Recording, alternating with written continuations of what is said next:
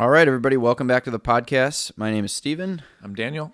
And today we're going to be talking about what the Magi may have really seen in the sky as they went to Bethlehem. Yeah, so we're going to take a little break from our first 500 years series, but we were talking last about St. Ignatius of Antioch. And there's an interesting tie-in between St. Ignatius and what the Magi might have saw that evening or that year that Jesus was born. So we want to dive into that. So last year we did that Christmas video, right? Defending the tradition of December 25th against those who say, well, you just celebrate Jesus' birth on that day because of other pagan festivals that were going on. So we kind of debunked that whole myth last year and defended the tradition of December 25th.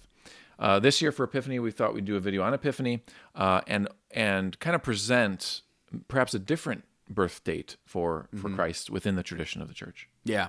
So before we dive in, make sure you guys take this moment. If you like what we're doing, subscribe to the channel.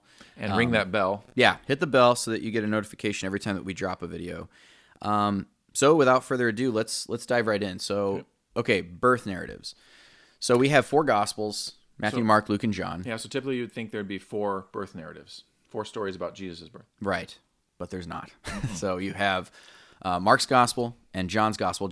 They start off right away with John the Baptist, JB, yep. the ministry of John the Baptist. So we really just have birth narratives in the Gospel of Matthew and the Gospel of Luke. That's right. I think when it comes to the Magi especially, the Matthean account is the one that I think people are going to be most familiar with, right? Because that is where that is the account where you do get the Magi. Yes. And the Star of Bethlehem, for example. Yeah. So a lot of our even kind of domesticated tellings of the story are really echoing that whole almost romantic moment of the star. Yeah. You know, then they're following the star from the east, and it comes over Bethlehem where the child was staying, and they go in and they see the child. Well, it's actually a very short section of Matthew as well. Yeah. Luke's birth narrative is much longer. Yeah. So we can start. I'll just read. Yeah, let's read it. The account from Matthew so that we all Sure. are in the same context here. Yeah. So Gospel of Matthew, chapter 2, and it goes from verses 1 to 12. When Jesus was born in Bethlehem of Judea in the days of King Herod, behold, Magi from the east arrived in Jerusalem, saying, Where is the newborn King of the Jews? We saw his star at its rising, and have come to do him homage. When King Herod heard this, he was greatly troubled, and all Jerusalem with him. Assembling all the chief priests and the scribes of the people, he inquired of them where the Messiah was to be born. They said to him, In Bethlehem of Judea.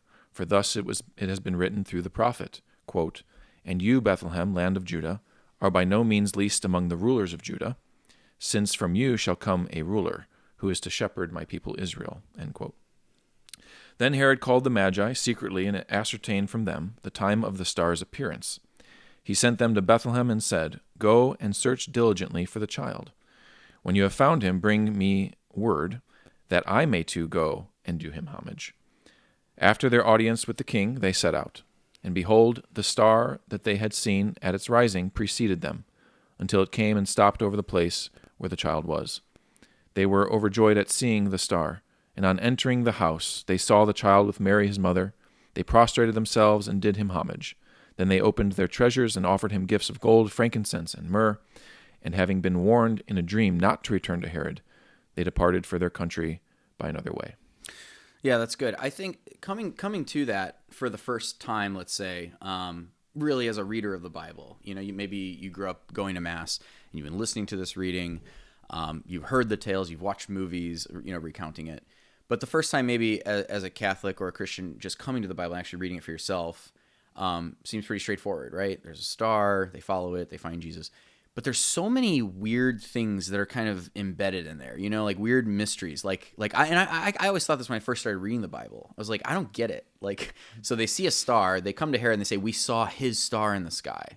Like, what do you mean his star? Mm-hmm. And what's the underpinnings of that? What's the context of that? And how do they know? Why were they looking for a star? Right. And why would one solitary star tell them that there's a king. Right. There's a king coming from Judah. He's going to be the Messiah. He's going to be born in Bethlehem. We need to go and do him homage. This small, tiny little town south of Jerusalem. Yeah. Yeah, and so those mysteries, I think, have sort of driven maybe first-time Bible readers or even skeptics who read the narrative to say, like, yeah, this just sounds like that kind of comes out of nowhere. Yeah, that really what Matthew's just trying to do is showing that in a time when Jew and Gentile, when this whole thing was going on, that he wants to show that no, Gentiles are part of this too, and so you have these Gentile Magi. And so it seems from a first glance like it's fabricated, a theological. Well, even if you want to be more kind about it, like it's a theological motif that Daniel or that Matthew's dealing with here. But what we want to do in this episode is kind of unveil some of the mysteries underneath the language, and at least give people a proper context for understanding where these Magi are coming from, what they're looking at potentially, and what would give them the clues to make all these deductions about what's in the sky. Sure. Okay, so that's the Matthean tradition. We have the Lucan tradition. In Luke's gospel, oddly enough, we get a lot of other stuff, and typically the Luke tradition is like a Marian tradition. We get a lot of details about Mary that we don't get. We get her Magnificat, we get her visit to Elizabeth. All these different things about even John the Baptist's birth is a highlight in Luke. But we don't get anything about Magi, and we don't get anything about a star. We get it about the shepherds, but we don't get anything about a Magi or a star. But what's great about that is that when you take a closer look at Luke, you see that when John the Baptist's father, when he's doing his duty as a priest, goes into the temple, he offers his incense, he comes back and he eventually prophesies about his son, John the Baptist, but then prophesies about the coming of the Messiah. And he says, "The day spring from on high shall break upon us, to shine on those who dwell in darkness and the shadow of death, and to guide our feet into the way of peace." So he prophesies about a light that's going to shine and guide someone's feet into the way of peace, into the way of shalom. So then you have, switching from that, you also have the Song of Simeon in Luke's gospel, where he says that there's going to be a light to lighten the Gentiles, and it will be the glory of thy people Israel. So that's very interesting. And it comes just before, that's at the circumcision of Christ, when Simeon prophesies that. And it comes just before, according to Matthew's account, they go back from Jerusalem to Bethlehem, and then the Magi meet them. So you can see that Luke is compiling traditions that he himself has he doesn't know about the star. Yeah, perhaps he doesn't know about the star tradition. Yeah, he doesn't know about the star. He doesn't know about the history of the Magi. He doesn't know that it happened. But the other traditions that he does have, that he compiles, are clearly alluding to it. Yeah. So it's pretty cool when you put these things together, the two Gospels together, they sort of speak in their fullness. Well, and it gives a little more evidence to their historicity, right? It's more believable that Luke isn't just carrying on a tradition he heard from Matthew or whatever. Yeah. He's telling you other parts of the story, and they seem to allude to and align with what Matthew is telling you. Yeah. It's much more believable. So I think at this point, some would raise their hand and say, okay, where though, like when the Magi come to Jerusalem and they sit with Herod and they're telling him about the star that they saw, what you don't hear is Herod saying, "What are you talking about? Like his star." You don't get from the priests saying, "What kind of weird pagan astrology and magic is this, this nonsense? We don't do it that way. Like, look at our texts. That's how we do this." So where are they getting this whole idea of stars, a star, Messiah, Judah, Bethlehem? Like, how are they putting all that together? So I think maybe it would be surprising to the person who would raise their hand that to know that Jews actually followed the Zodiac. Well, they're interested in it. Yeah. We see that in a number of places. We see it in Genesis 49. We see it in Psalm 19. Yeah. And so before we get into Psalm 19, which is where I want to start on that, I kind of have to explain the Zodiac in broad terms. Like, what the heck is it? Because there's 80-some constellations that are popular that everybody knows about, like Orion's Belt, Orion himself, the Hunter, Little Dipper, Big Dipper, all these different constellations in the sky. But there's only 12 that make up what is called the Zodiac. And how do we know that? So there's an imaginary line from ancient astrologers and astronomers to today's astronomers. There's an imaginary line that they draw across the sky at different points of the year. And it basically, just from our perspective on Earth, it shows sort of the line of the sun from one end of the sky to the other. It's sort of the path that it follows. Well, as the sun is going on that path, it's actually passing through certain constellations. 12, namely. And it's those constellations. So those constellations make up the Zodiac. And by the way, that's where you get this like more superstitious practice of the horoscope, where people are like, oh, so if you were born in this month, your constellation is Capricorn, and then they start to, but that's not what the Jews are doing. That's not what most ancient astrologers are doing.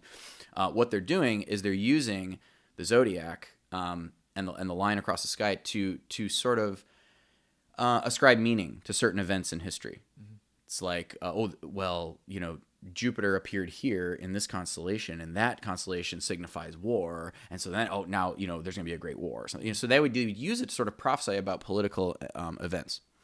Now, if you go to Psalm 19, what you see is allusions to the zodiac. So you have Psalm 19:1. The heavens are telling of the glory of God, and their expanse is declaring the work of his hands.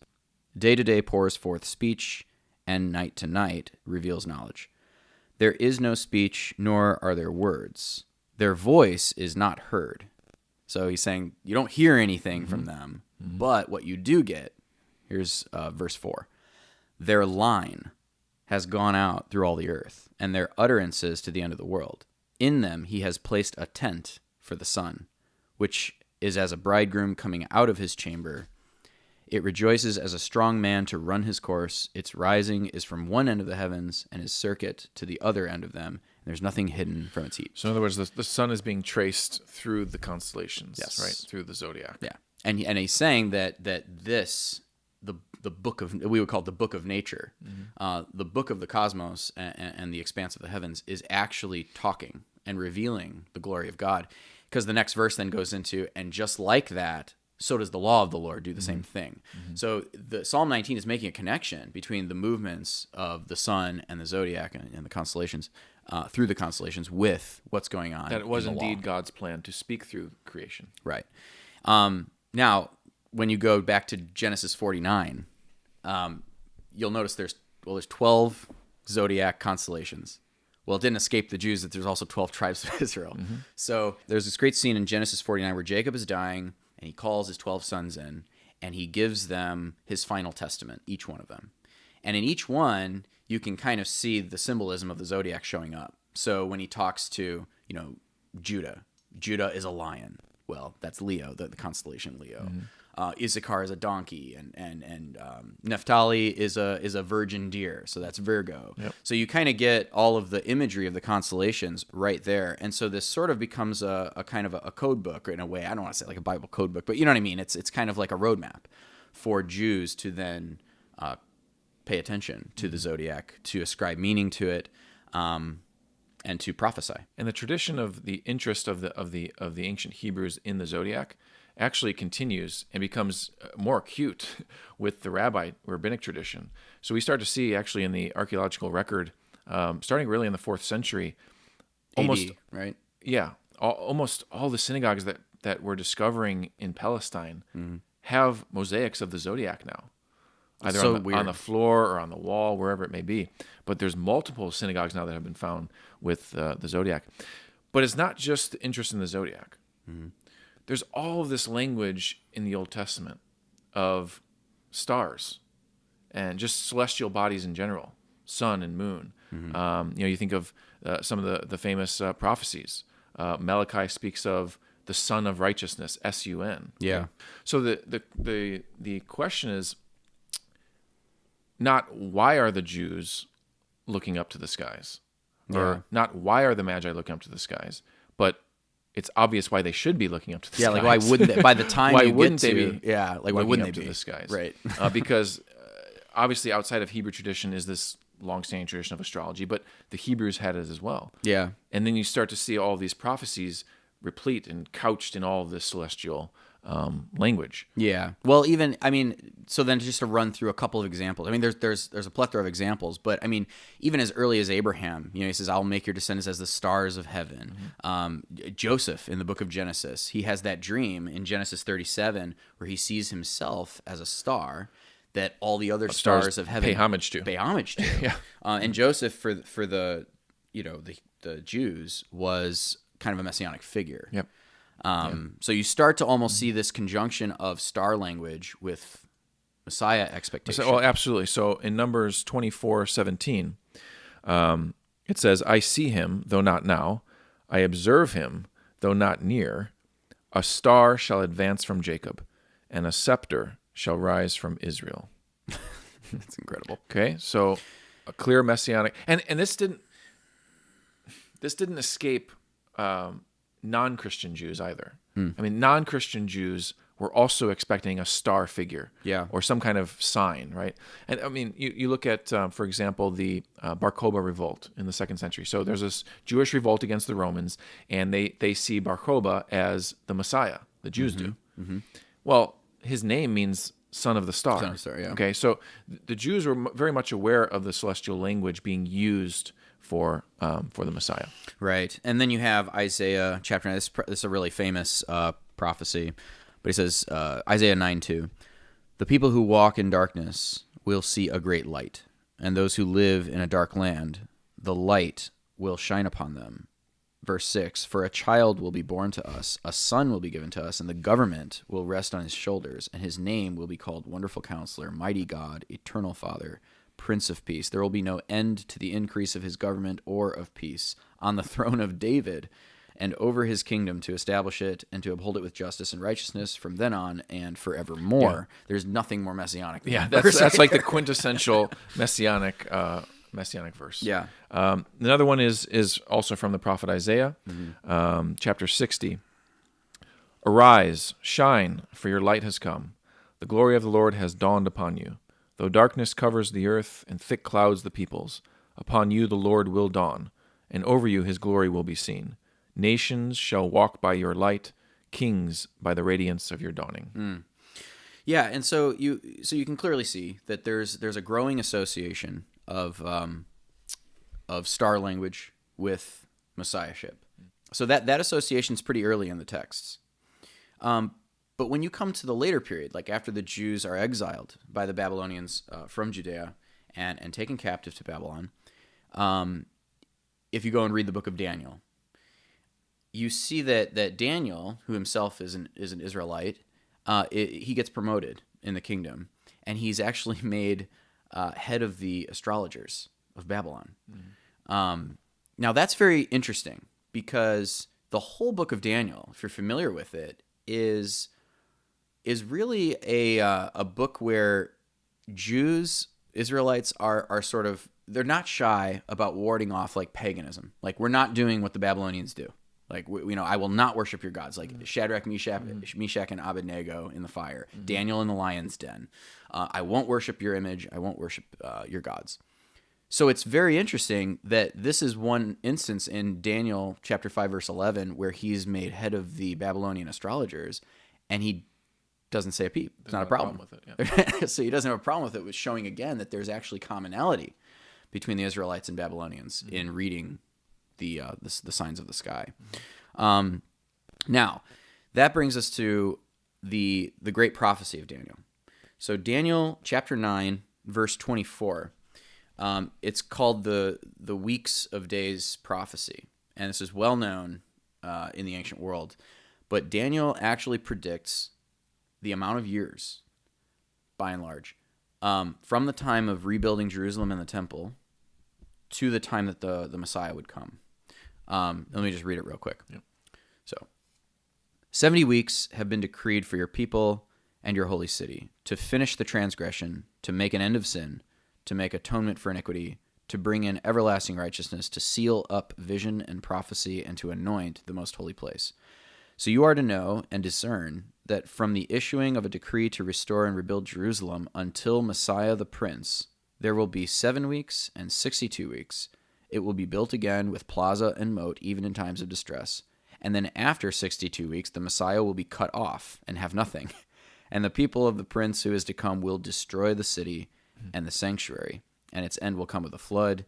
Even to the end, there will be war. Desolations are determined. So, and that prophecy goes on. It's actually like that prophecy is one of those that blew my mind when I first started reading the Bible. Yeah. But, well, and to be in the prophetic tradition, it has to still be cryptic. He's not going to give you the exact day.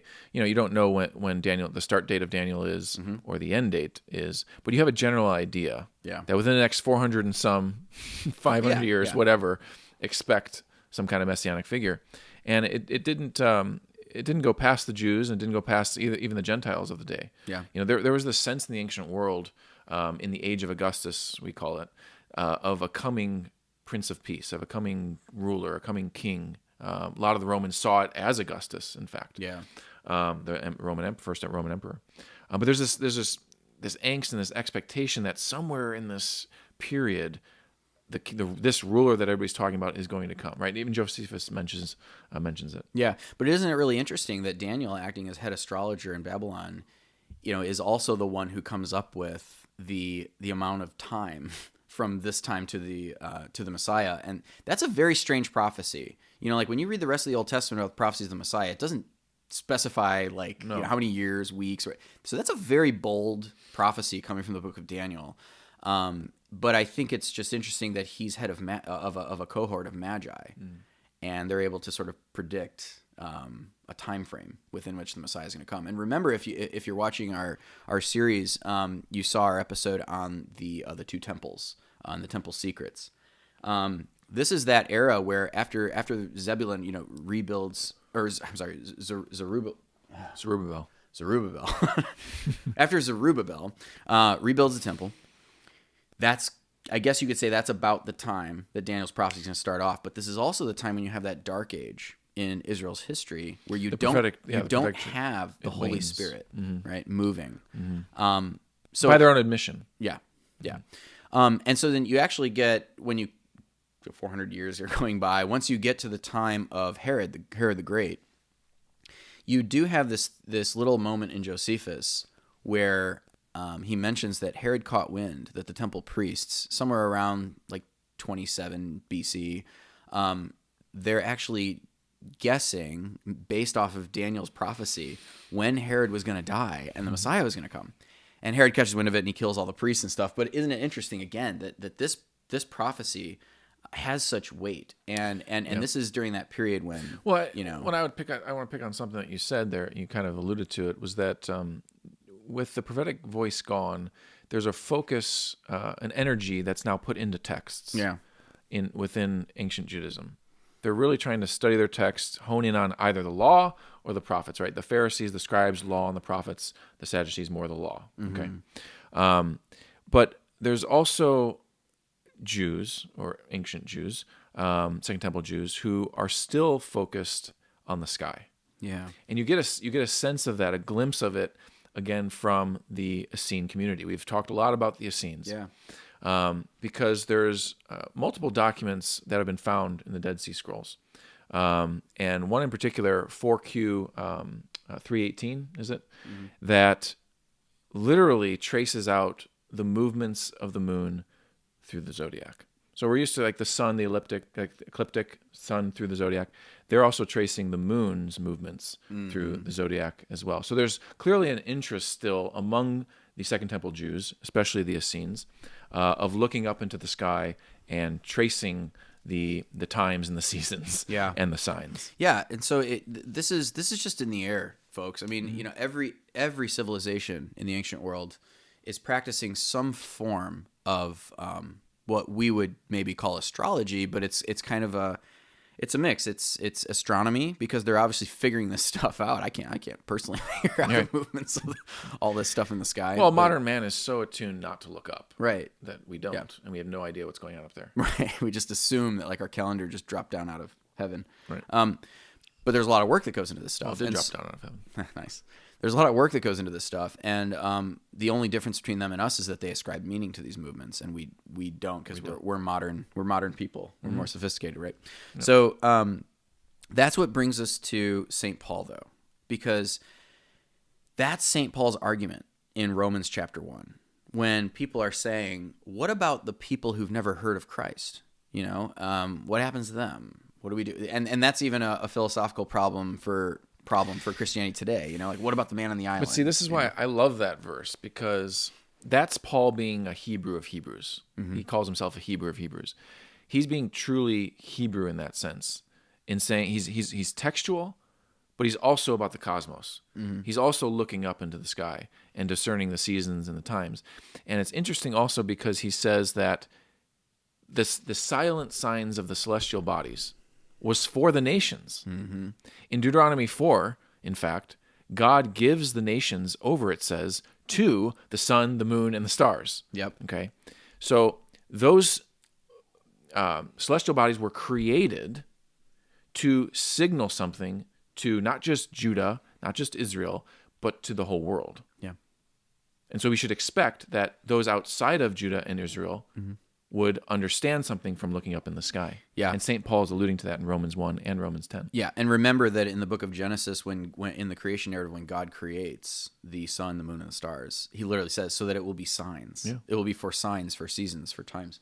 So this is what St. Paul says. He says, for the wrath of God is revealed from heaven against all ungodliness and unrighteousness of men who suppress truth in unrighteousness, because that which is known about God is evident within them, for God made it evident to them. For since the creation of the world, his invisible attributes, his eternal power, divine nature, have been clearly seen and being understood through what has been made, so that they are without excuse. For even though they knew God, they didn't honor him as God or give thanks, but they became futile in their speculations. Their foolish heart was darkened, and professing to be wise, they became fools. So you can see that God, that his argument is, they should have known about the birth of the king. They should have known about the birth of the king. Because even though God was silent, he was speaking. Yeah. The line, right? The voice of God was speaking from the heavens. So that kind of brings us to the next point. So we've talked about two birth narratives, but oftentimes we forget that there's actually a third birth narrative, not in the Gospels, but in the New Testament. Where's that at, Danny? Yep. Revelation chapter 12. How'd you know? Revelation chapter 12. So this is where St. John is writing about the woman, right? The sign Catholics of the would be woman. familiar with this because they always hear it, right? The woman clothed with the sun. Right. That's where this comes from, Revelation chapter 12. So he says, okay. Yeah, let's read it. So he says, a great sign appeared in heaven, a woman clothed with the sun and the moon under her feet, and on her head a crown of 12 stars. And she was with child, and she cried out, being in labor and in pain to give birth. And then another sign appeared in heaven, and behold, a great red dragon having 7 heads and 10 horns, and on his head were 7 diadems, and his tail swept away a third of the stars of heaven, and threw them to the earth. And the dragon stood before the woman who was about to give birth, so that when she gave birth, he might devour the child. And she gave birth to a son, a male child, who was to rule the nations with a rod of iron, and her child was caught up to God and to his throne, and the woman fled into the wilderness, where she had a place prepared by God. So typically we look at that as Catholics and we say, oh, the woman is Mary, and we don't think about it in terms of a birth narrative. And we look at it and we say, well, it also represents Israel, or it represents the church, right? Protestants will usually come back, right, and say, well, Protestants will come back and say, no, it represents Israel, or represents the church in general, those types of things. Well, it represents all of them. Right. But what we miss is that St. John is talking about the celestial bodies. Yeah. He's talking about an alignment of things here. And we don't think of it in terms of astrology. Yeah. When we probably should be thinking of it in terms of astrology. Yeah, definitely. I mean, because we forget, that like the zodiacal symbol for the woman is Virgo, the Virgin. So that's interesting, right? He says a great sign appears in heaven, and then a child is born on earth, and the sign is a woman, and a dragon, and so there's something going on here. And don't forget that we in our John episode we made that connection between John and the Essene community. So the Essenes are very interested in the zodiac. They're very interested in the movements not only of the sun but also of the moon. And here is John. And lo and behold, here is John speaking about the zodiac. Yeah, the woman clothed with the sun. It would be Virgo clothed with the sun. It's when the sun is passing through Virgo. But you also have the moon under her feet. So tracing the movements of the moon the way that the Essenes did. So right, the scholar has picked this up. Yeah, so Ernest Martin wrote a book, The Star That Astonished the World, I think. Now, he's not a professional scholar in any sense of like, oh, I'm in academia and I have a PhD in this or that. But his book has been picked up by various scholars. Dr. Heiser, Michael Heiser. Stephen DeYoung, an Orthodox priest.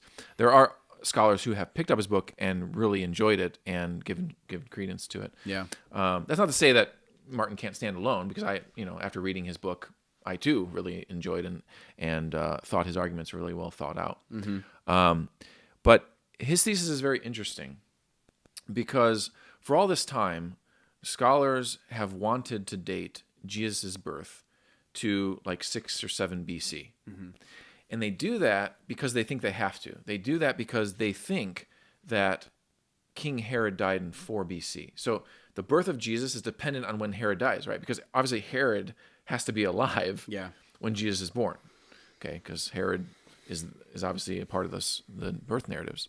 And so if scholars think that Herod dies in 4 BC, then, well, Jesus must have been born sometime before that. Like 2 years previous, Yeah, right? 2 years 6 previous. BC. Yeah, 2 years previous to that. The great takeaway from Martin's book, and I think he does a fantastic job in this chapter from the book, is explaining that Herod's death in 4 BC is not possible. It's not possible. Because King Herod's death, we're told by Josephus actually, and he's quoting an earlier source. King Herod's death occurred between an eclipse in the sky and the Passover. Okay. Now, there are a number of dates in the ancient world where there was an eclipse around Herod's time, where there was an eclipse, and then obviously a Passover. So I'll put it up on the screen here, the dates on the eclipses in this time period, right? So 7 BC, no eclipses. So it couldn't be that year that Jesus was born or Herod dies. It couldn't be 6 BC, no eclipses. 5 BC, so the year between 6 BC and 5 BC, you do see... So there is an eclipse here. A total eclipse, yep. Elapsed time between the eclipse and Passover. That's the key. That's the period of time when Herod is supposed to die. After an eclipse happens, but before Passover. Okay, yeah, so everybody has to pay attention to how many days then from that eclipse to Passover. So 29 days Okay. in that year is between.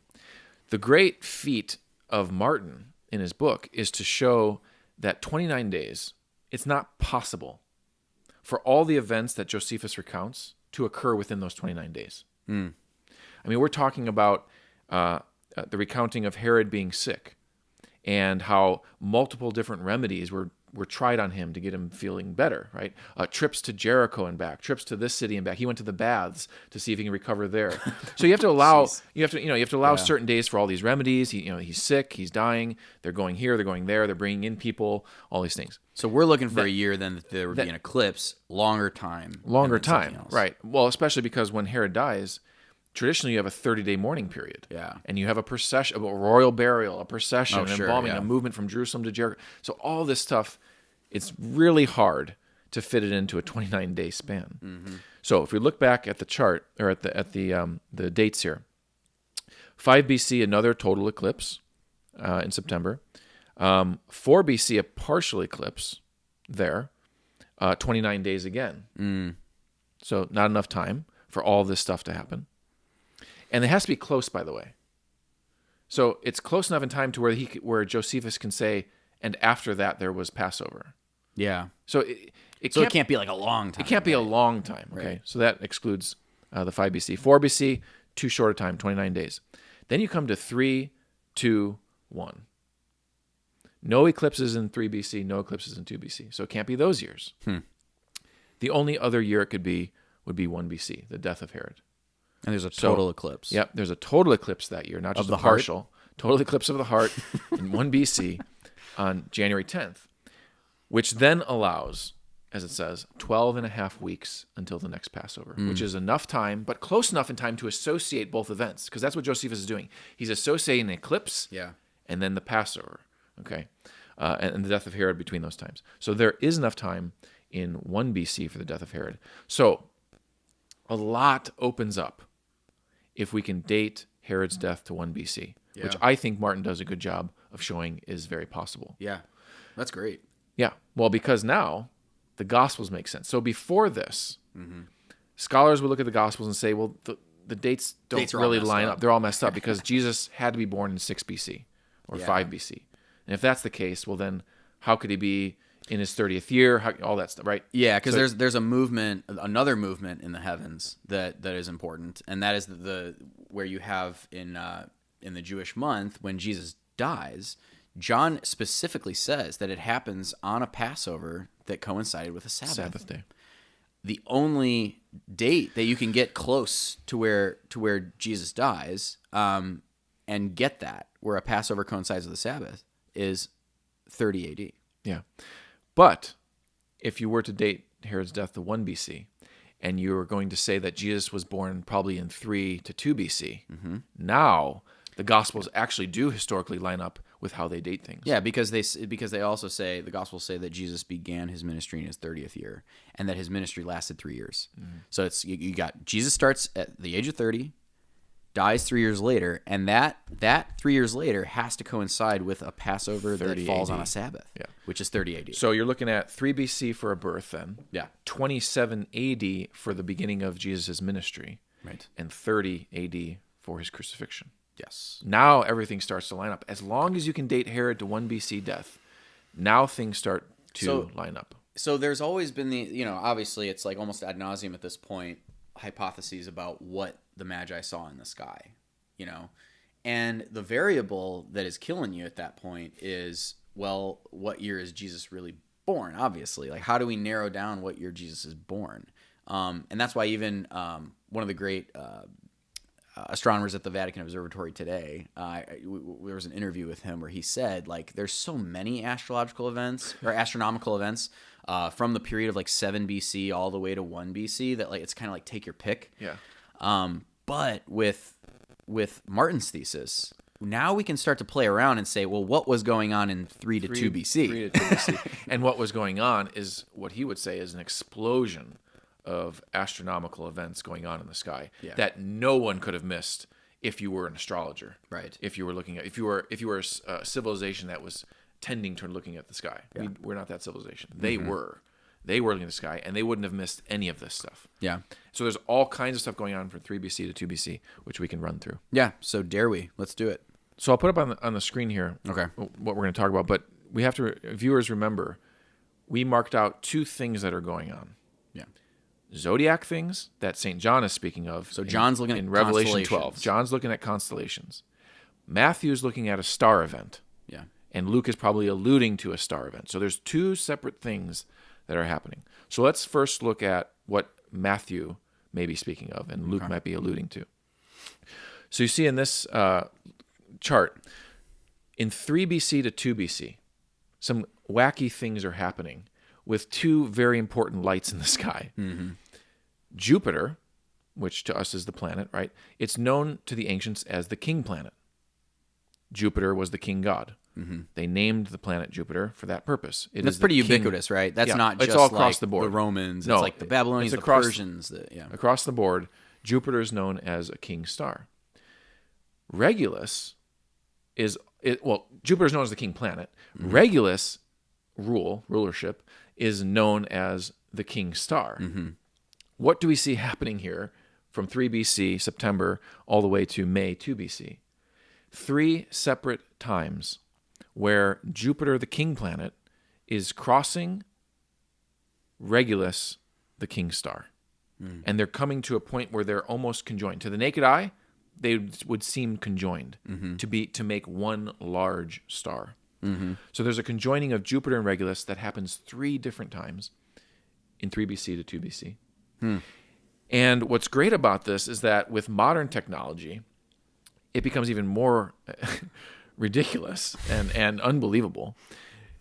With modern technology, with telescopes and everything, what we know and star modeling, we can go back in time and show what the stars were doing, obviously. But what Jupiter was doing actually wasn't just conjoining and coming close to Regulus. What Jupiter was actually doing was doing a circle around Regulus, almost the crowning effect that you see in this diagram. Wow. So on those 3 dates, it was doing that crown of effect and moving across the star Regulus. I should actually say here too, so that people don't think this is just like, I don't know, crackpot theories or something like that. I mean, Martin's bread and butter is astronomy. Like, first and foremost, Martin, like, that's why Martin's thesis is compelling, is because, historians, we tend to work with like texts, just texts, and we try to piece things together, from there. That's why, like, when you're looking in the 19th century in Germany, like German scholars, that's where they go, like Harnack, like it's 6 BC, that's when Jesus is born, because he's just trying to put together texts. But that's what's great about these alternative perspectives, like Martin, who's more, his bread and butter is astronomy. But it's not just that. It's also that Starry Night is the computer program. Yeah. That we can go back, and this is a real event that took place in 3 BC to 2 BC. We're not making it up, or Martin's not making it up. It's literally we can computer analyze what happened in the skies in 3 BC to 2 BC, and this is what we see. Mm-hmm. And then the modern telescope shows us that it's Jupiter's crowning Regulus. Yeah. Now Regulus, there's something more significant about Regulus, right? From a Jewish perspective, especially. Yeah. Because Regulus is a star that is part of the constellation Leo, right? Yeah. So Leo, at the pause of Leo, and we'll put this diagram up. At the pause of Leo, in between his legs, is the star Regulus. Yeah. And that doesn't move, right? That stays stable in the sky right between his legs. So now go back and read Genesis 49. Yeah. So in Genesis 49, this is, recall we spoke about it earlier. Jacob is naming his sons. This is part of the kind of zodiac signs that are there. Jacob says to Judah, "You, Judah, shall your brothers praise. Your hand on the neck of your enemies. The sons of your father shall bow down to you. Judah is a lion's cub. You have grown up on prey, my son. He crouches, lies down like a lion, like a lioness. Who would dare rouse him?" And this is the key verse. So wait, let's pause there for 1 second. So just so people follow us here, to Jews, the constellation Leo, which by the way is the Latin word for lion, Leo, for them, this constellation represented Judah. Represented the tribe of Judah. The tribe of Judah. Right. And that signals what? I mean, we know that Jesus is from the tribe of Judah. The tribe of Judah, right. The line of David. Okay. This is the line of David. So then right in verse 10 it says, "The scepter shall never depart from Judah, or the mace, the rod, from between his feet." Okay. So you have Judah, the constellation, and something between his feet. Well, what is between Judah's feet? What is between the lion's feet? It's the star Regulus. Yeah. It's the king star. So now you're seeing all this star language in the Old Testament. You're being told that a star will rise up, a scepter will rise up, and it's the scepter that is between the feet of Judah, between the feet of Leo the lion in the heavens. So now you're wondering, well, how could the Magi know that a king was coming in Israel and Judah specifically? Yeah. Well, it's because they understand, they put together these prophecies. They're reading the book of nature. They're reading in light of the texts of Scripture. Exactly. They're putting both together, both revelations together, the sky and the book of the Old Testament, and they're seeing in the constellation of Leo, the brightening, to them it would have been the brightening of Regulus and the alignment of Jupiter with Regulus. So then where do we go with that? Between the feet. Yeah, right. So we get the position in the constellation, and that's almost playing again with like the Zodiac. But when you read Matthew's account, he doesn't mention the Zodiac piece of that, but he does mention the movement, right? And then and then it stops over Bethlehem and this kind of stuff. So how do we draw that out with this? Yeah, there's also and Martin goes through this. There's also a kind of a practical astrological explanation for that, because Matthew does say that the star then stops and stops over Bethlehem. Well, a skeptic would say, well, stars don't stop. They don't stop and show you where to go. But there are times in the sky when Jupiter will appear to halt. And so this diagram will show that, these what we call stationary points. And so as Jupiter moves along the ecliptic, right, moves along here, you can see Jupiter becomes stationary from the point of view of Earth. Of Earth, right. So it does, in a sense, stand still. Yeah. From the point of view of the Magi. This is really trippy for us, like, because you're kind of like, you just think like everything's just kind of moving. Again, you kind of you think of the Earth being the center of the universe, and so you're kind of watching these things move around the sky, but you forget that, like, okay, Earth is spinning around the sun. It's spinning on its own axis. The moon is spinning around Earth at its own pace. Jupiter is going around its own path at its own pace. So that doesn't quite line up time-wise. So you'll see, like, planets will just kind of like zigzag even sometimes across the sky. Yeah. Guess. But there are times when it will appear stationary. Yeah. So that's great, actually, as at least getting somewhere with the Matthean account of the star moving around, and they're following it, and it does appear to stop over Bethlehem for them from the site of Jerusalem. What then do we do with the Johannine account? Where he's talking about the woman who's clothed with the sun. So again, we said that John is looking more intently at the zodiac itself, meaning where the sun is at this point.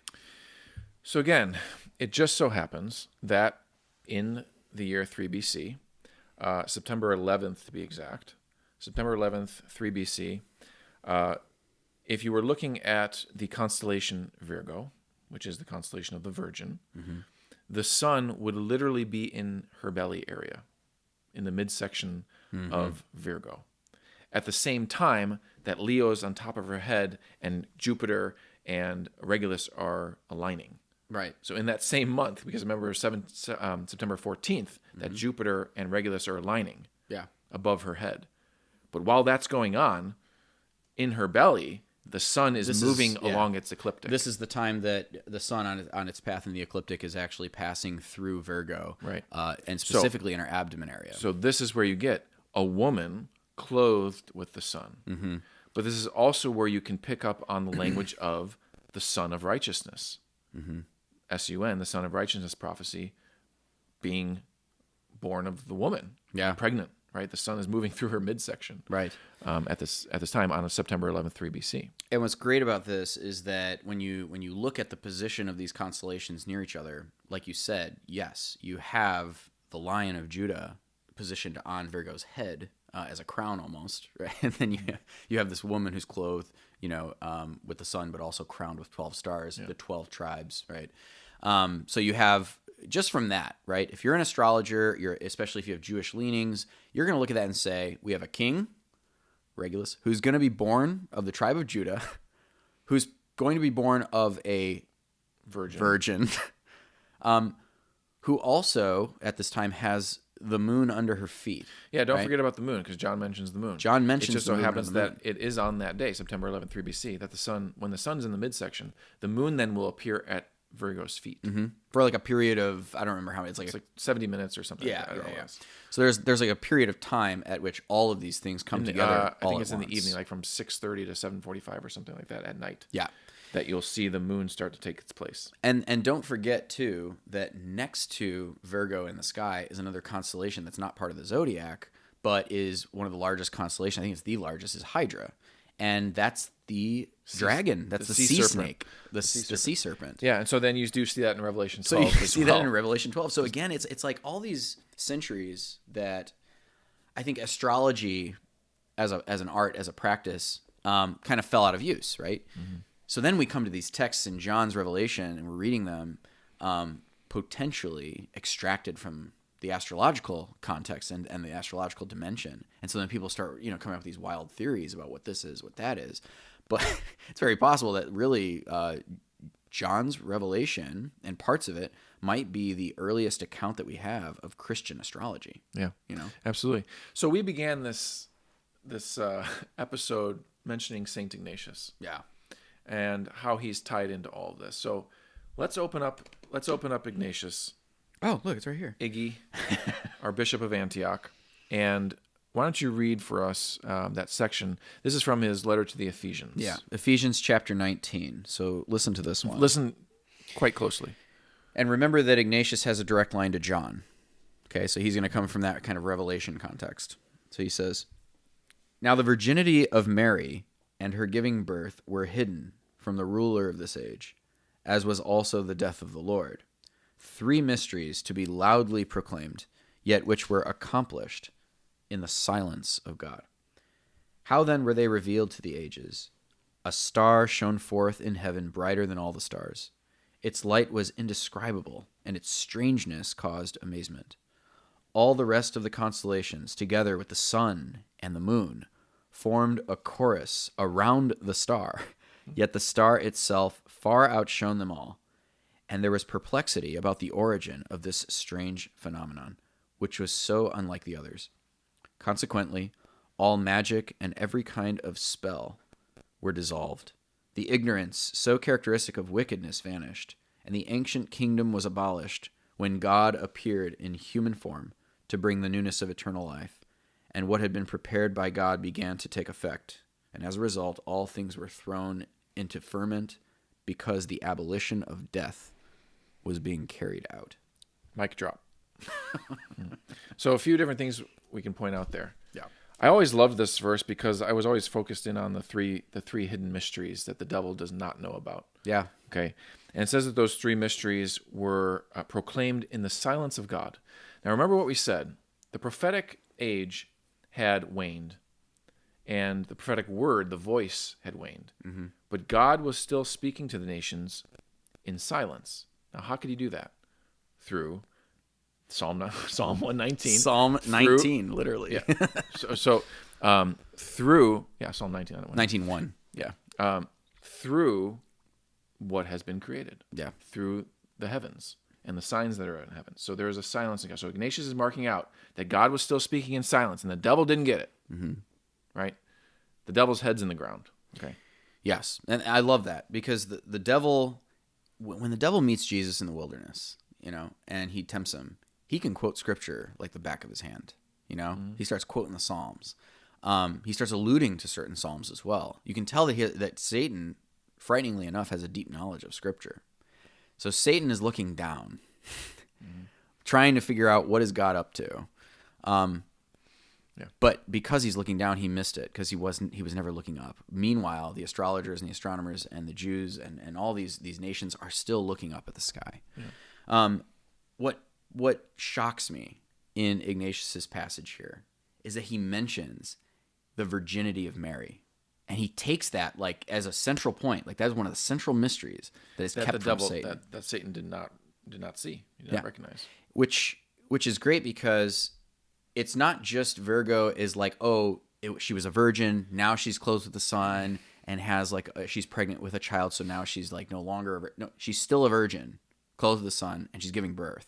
So Ignatius is saying that like this sign that was seen in the sky, potentially alluding to Revelation chapter 12, saying this is also about the virginity of Mary. Like Virgo in the sky really represents the Virgin Mary. Mm-hmm.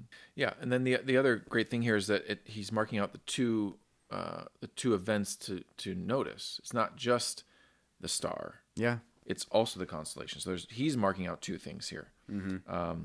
In this passage, that a star shone forth in heaven brighter than all the stars, mm-hmm. and that we would say is probably the 3 BC conjoining of Jupiter and Regulus. Yep. And then he goes into the constellations and even mentions the word constellations. So he is already pointing you to the sun, the moon, and them forming a chorus about the star. Yeah.